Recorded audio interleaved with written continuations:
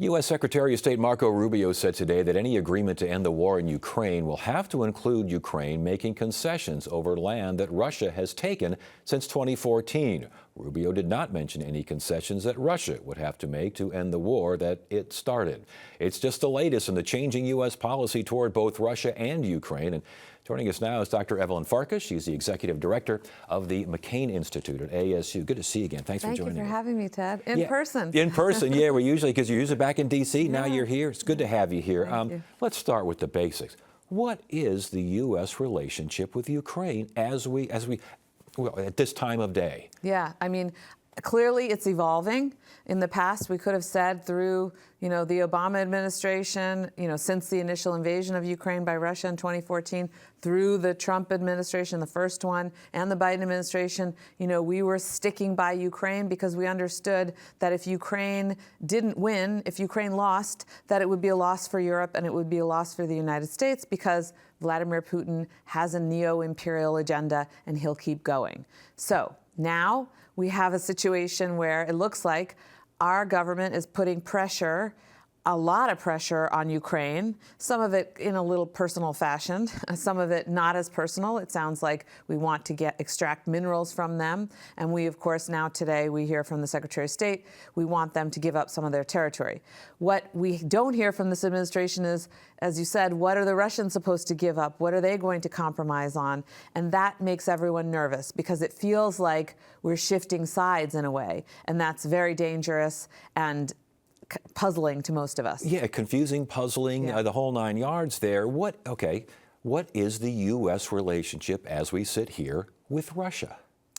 Well, that's another situation where it's dynamic because clearly we had under previous administrations a concerted effort to work with our allies around the world, not just the Europeans, but also East Asians and others, who are looking at the relationship between Russia and China, because let's not forget, this is a global situation. If what Russia can get away with in Europe, China will try to get away with in Asia. So we had all those allies together supporting Ukraine and opposing Russia, putting sanctions on Russia, and also, of course, diplomatically isolating Russia. Russia has an arrest warrant out, or rather, Vladimir Putin, the head of Russia, has an arrest warrant out for him with the International Criminal Court because when he reinvaded Ukraine in 2022, the scale of human rights devastation that was brought upon Ukraine included stealing thousands of Ukrainian children and bringing them over as basically prisoners to Russia, where they are still to this day.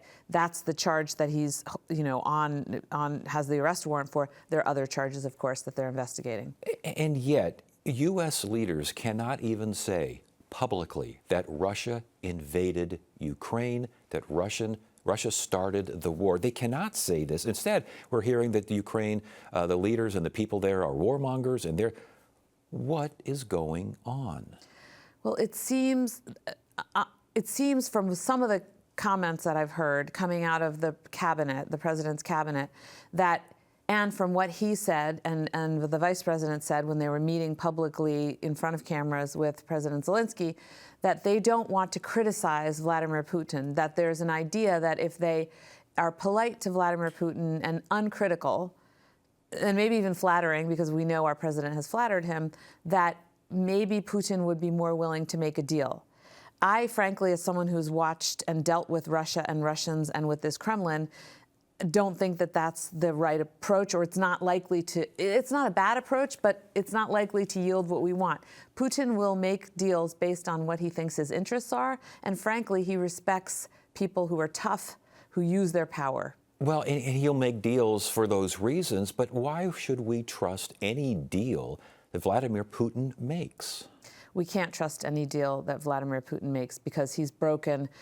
I can't even count how many treaties he's broken. When I was in the Pentagon, he was violating conventional arms control, and on nuclear arms control also, there were concerns about what Russia was doing, and they are not likely to extend the one arms control agreement we still have with them. So Vladimir Putin, though, also in the context of Ukraine, signed or made certain agreements with our European allies called the Minsk agreements to freeze the conflict and to end it. And he broke every single one of them. He just kept on invading and kept on shooting. So you need something else besides trust. You need a security guarantee. That's why when President Zelensky met in the White House, he got in a verbal tussle with our president and vice president, partly because he was trying to say, I can't trust Vladimir Putin. Yes. I need a security guarantee, frankly, from you, from the United States. Okay, and that brings me to my next question.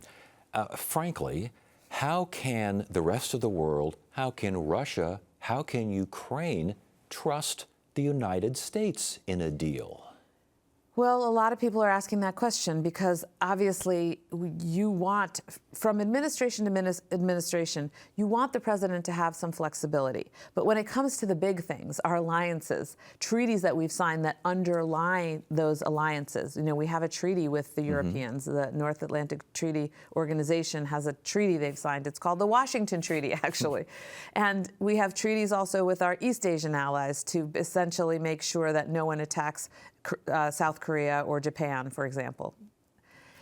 If the world cannot believe our word, if we no longer are credible, then we will have lost our influence. Not our power necessarily, we'll still have raw power, but influence means you can actually get people to do things without using force all the time, and that your goodwill can get you good economic trade relations, for example. So we lose a lot by suddenly creating all this insecurity. And frankly, from a business perspective, it's not good either, Ted, because the business community wants to know that when America gives its word is gold, if you will. Yes, and it seems like no one seems to know what word is gold anymore. Last question before you go. Sure. An agreement seems like it might involve NATO troops, British, French troops perhaps, in Ukraine as peacekeepers. Is Putin going to put up with something like that?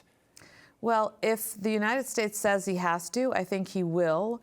The question, and also because Russia's tired, their troops are tired, their economy, the inflation rate and the interest rate are very high for Russia, and so at some point he's also going to need to restock, rearm. The troops are tired, the Russian troops. In fact, Ukraine has some advantage right now in the Donetsk region. So where they were being pushed back by the Russians, they're making some advances because the Russians are tired. So Putin will take the pause. The problem is as soon as he feels strong enough, he'll try to attack again. If the Europeans are not credible, if they don't show real political will to Putin, he won't care. He'll call them up and say, move your troops. Yeah. And that's why the United States is so important, because we do have incredible power, and in the past we've had great resolve, and those are the two things you need to deter your enemy from attacking you. Great information, Evelyn. Evelyn Farkas, again, McCain Institute Executive Director. Really good stuff, and really good to have you here in studio. Likewise. Nice Thank to see you so much.